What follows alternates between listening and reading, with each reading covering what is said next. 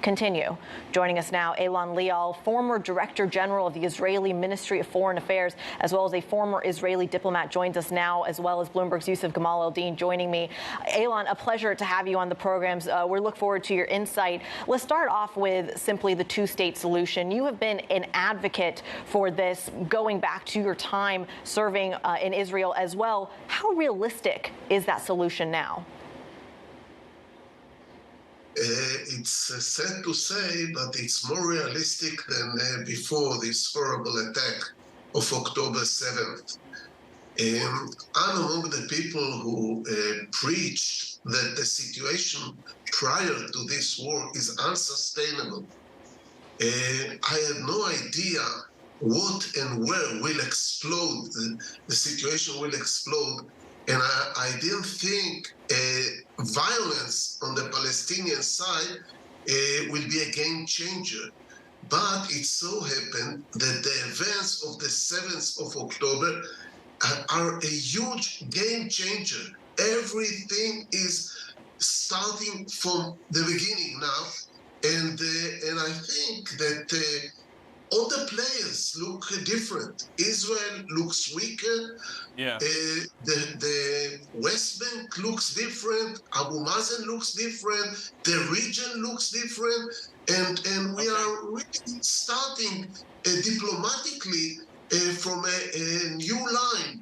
So I think regarding the question of state, yeah. I mean, that's what we want to build up on, Alon. Just to jump in here and to flesh out, of course, the many years of experience you've had at the Foreign Ministry, all the way back to 2000.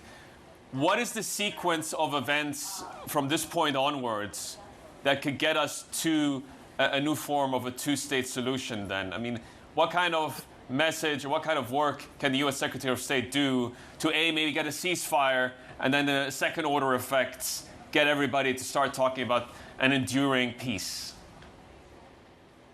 I think the big change is that the theory in Israel, the concept in Israel, inspired a lot by Netanyahu, that by force and by our technological abilities, we can crash the hopes of the Palestinians, is gone.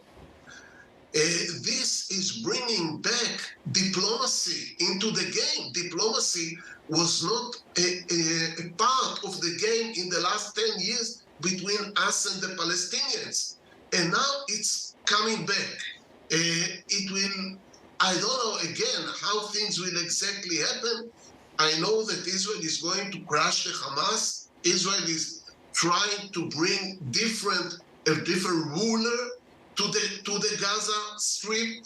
I don't know who the new ruler will be, but I know that this formula that removed the diplomacy, the diplomatic efforts from the Israeli-Palestinian game failed.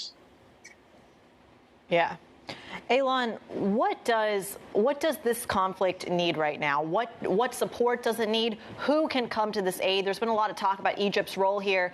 How reliable is that Egypt will be potentially a solution for not only the humanitarian peace of Gaza, but perhaps the diplomacy with Israel?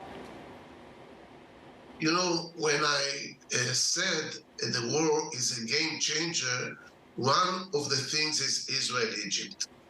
We based our regional status, our regional security on Egypt. Egypt was not a friend. Egypt was an ally. What's happening now in Gaza is might create a rift between Israel and Egypt, that the role of the Egyptians in the region will change completely. And that even it sounds like a nightmare for Israelis. We might lose Egypt if we push too much, if we push the Palestinian problem into Egypt. So this is very dangerous, and we have to be very sensitive here. Okay. Alon, we're trying to figure out what's going to happen in the next few hours, and to what extent the Israeli Defense Force, or how deep the Israeli Defense Force is willing to go into the Gaza Strip and at what cost. What do you think is going to happen? And are we going to see a regional flare-up where Hezbollah and Iran and others maybe come in?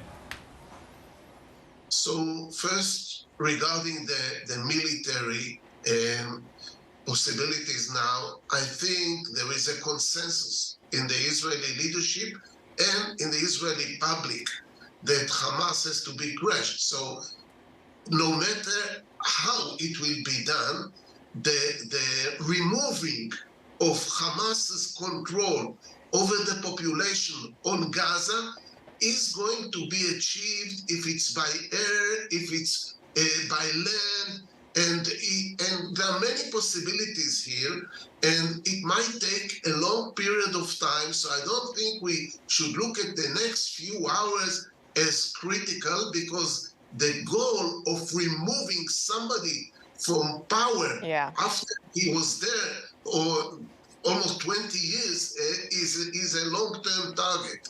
About the region, it certainly is. Alon, I'm so sorry. We are out of time, but we really appreciate your insight this morning. Alon Liel, the former Director General of the Israeli Ministry of Foreign Affairs.